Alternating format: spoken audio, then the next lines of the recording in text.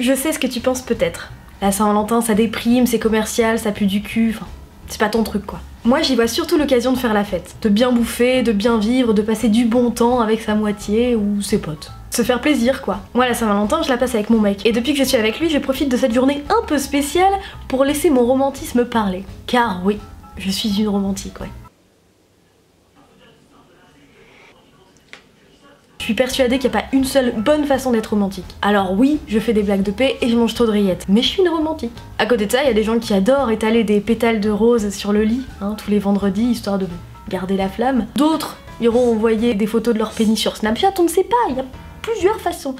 Faites-le quand même aux gens qui sont d'accord pour recevoir vos photos de pénis. Sinon c'est pas romantique, c'est juste vraiment relou. Hein. Du conseil de vie. J'ai donc décidé de vous aider à trouver des idées pour la Saint-Valentin, hein, quelle que soit votre façon d'être romantique, quelle que soit votre façon d'être un lover ou une loveuse. Des idées quoi, hein, voilà. Quelle meilleure façon de faire dans le romantisme que de retourner là où votre amour a débuté, là où vous vous êtes rencontrés pour la première fois, là où la flamme s'est embrasée entre vos deux cœurs. Bon, tomber amoureux, c'est vrai, c'est romantique, mais ça prévient pas. Parce que peut-être que vous êtes rencontrés, genre, sous un abribus ou dans une rue qui sent l'urine. Et du coup, là, c'est nettement moins romantique, hein. Bon. Ou pire, peut-être que l'endroit où vous êtes croisés pour la première fois est inaccessible. Je veux dire, par exemple, moi j'ai rencontré mon mec dans une soirée dans un loft à plusieurs milliers d'euros la location, donc... Bah... Non, hein, faut voir à pas déconner. Bref, si toi aussi ton lieu de rencontre avec l'être aimé n'est pas le plus romantique ou le plus accessible, bah choisis un autre lieu important pour vous. Genre là où vous vous êtes roulé votre première pelle, ou là où vous vous êtes dit je t'aime pour la première fois, ou là où vous avez fait pipi main dans la main, genre dans un moment de symbiose. Enfin, il y a plein de possibilités quoi. Si le lieu que vous avez choisi est en plein air et qu'il pleut pas trop, vous pouvez peut-être organiser un petit apéro mignon en mettant quelques grignotis dans un sac.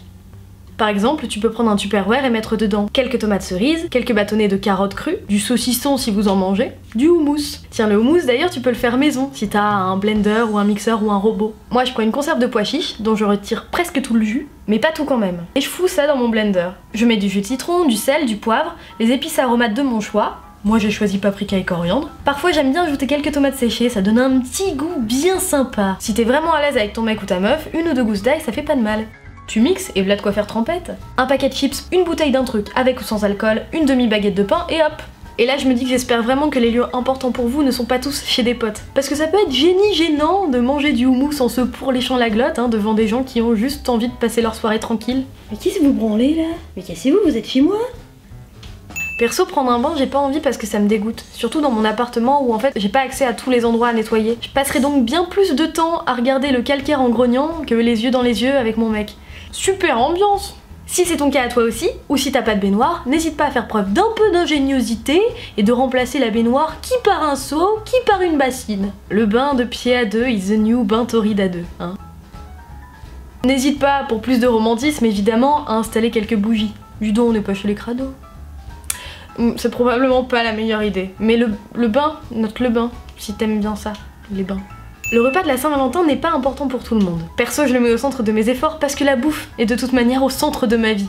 Mais bon, ça c'est parce que je suis un peu de soin de soin. Choisis un plat qui vous plaît à tous les deux, avec ou sans faire gaffe aux aliments qui ballonnent ou qui se digèrent d'une façon un petit peu bruyante, si tu vois ce que je veux dire. Avec ou sans faire gaffe à l'odeur qu'il dégage, également. Ça dépend évidemment de ton aisance avec l'autre, hein. Ça c'est... De la grosse assiette de fromage à la petite salade fraîcheur aux agrumes, c'est vraiment toi qui choisis. Message à l'intention de ma moitié...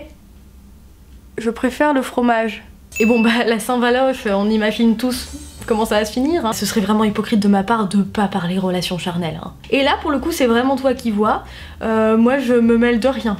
Si t'as envie banco, et si t'es pas d'humeur, bah te force pas. Il y a 364 autres jours dans l'année pour forniquer, hein. Moi perso chaque fois, bon bah je me fais avoir, j'ai trop mangé donc j'ai pas la force et c'est pas grave du tout. On ne se force pas, on a dit, d'accord? Je te force à pas te forcer, d'une certaine façon. C'est peut-être malsain.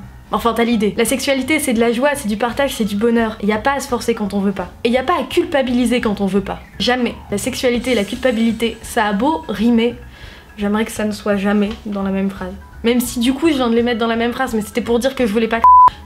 Ne te force pas, quoi. Et si t'es célib, bah tu peux faire ça avec tes potes. Donc on est d'accord qu'on est sorti de la partie sur la sexualité. Enfin, je ne te conseille pas d'avoir des relations sexuelles avec tes potes, mais il y a des gens qui le font et ça leur va très bien. Enfin, moi je suis vraiment pas dans le jugement. Hein. Ou tu peux passer ta soirée tout seul, tiens. Avec un bon film en fond, ça passe crème. Si t'es célib et qu'aucun de tes potes n'est dispo, profite de l'occasion pour te faire un date avec toi-même. Petit bain, ou petit bain de pied, petite bouffe, et zéro raison de bader d'être célibataire. Selon moi, évidemment. Moi, par exemple, le célibat, j'en ai profité pour apprendre à me connaître et à m'aimer. Pour m'aimer suffisamment pour aimer quelqu'un d'autre et pour laisser quelqu'un d'autre m'aimer pour ce que j'étais et pas pour ce que je croyais être. Enfin bon, c'est un autre sujet. Si ça te dit, on en reparle dans une prochaine vidéo. Dis-moi si ça te dit, tiens. Ça me ferait plaisir. Allez, bisous!